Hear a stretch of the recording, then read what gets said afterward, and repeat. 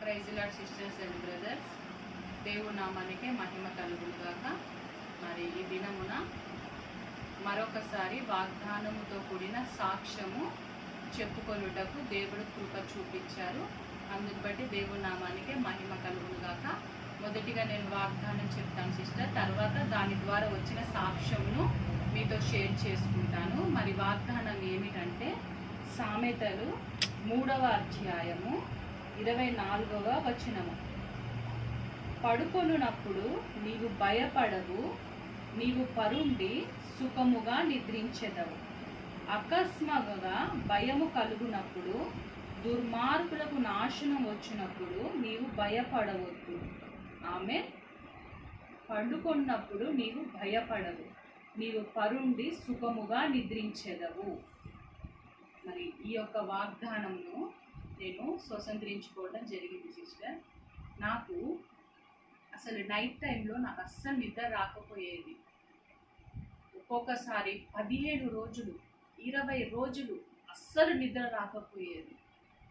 ఒక కడుపులో ఒక బొడ్డు దగ్గర ఒక తెలియని ఒక భయం, ఈ భయం వలన నాకు నిద్ర అస్సలు పట్టకపోయేది.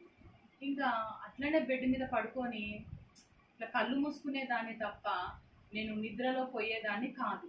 ఇలా భయముతో నేను ఉండేదాన్ని.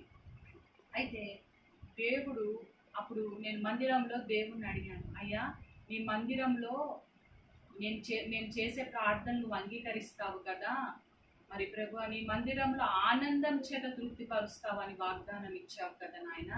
మరి ప్రభువా ఒక్క వాగ్దానం ఇవ్వండి ప్రభువా, నాకు కొన్ని రోజుల నుంచి నిద్ర రావట్లేదు యేసయ్యా, నిద్ర వచ్చేటట్టుగా నాకు వాగ్దానం ఇవ్వండి ప్రభువా అని ప్రార్థన చేసినప్పుడు ఈ వాగ్దానం దేవుడిచ్చాడు. ఈ వాగ్దానం ఎత్తిపట్టి నేను ప్రార్థన చేస్తూ ఉండగా నాకు చక్కగా దేవుడు రాత్రికాల సమయంలో మంచి నిద్రనే ఇచ్చారు. అందుని బట్టి దేవునికి వందనాలు. పండుకున్నప్పుడు నీవు భయపడవు. అండ్ నిజంగా పడుకునేటప్పుడే నాకు భయం వస్తుంది కదా, నిద్ర రావట్లేదు కదా. ఈ వాగ్దానం ఎత్తిపట్టి ప్రార్థన చేసినప్పుడు నీవు పడుకున్నప్పుడు నీవు భయపడవు. అకస్మాత్తుగా భయం కలిగితే అది దుర్మార్గుల యొక్క నాశనము.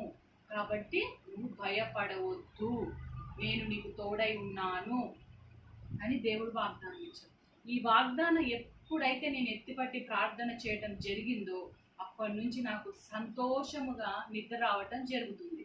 దేవుడి నామానికే మహిమ కలుగునుగాక. అప్పటి నుంచి ఇప్పటి వరకు చక్కగా నిద్రపోతున్నాను. దేవుడి నామానికే మహిమ కలుగునుగాక. యేసుక్రీస్తు